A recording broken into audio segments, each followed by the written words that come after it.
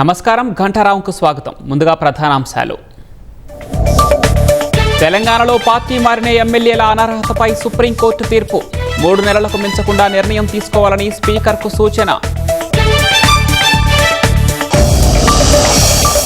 Operation సింధూర్పై Amit Shah, Jaishankar ప్రసంగాలు అసాధారణం.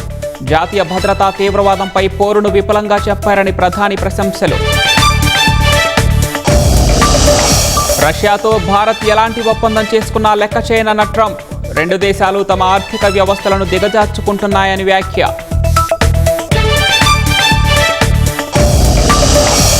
మాలేగావ్ పేలుళ్ల కేసులో నిందితులకు భారీ ఊరట. 7గురిని నిర్దోషులుగా ప్రకటించిన ముంబై ఎన్ఐఏ కోర్టు.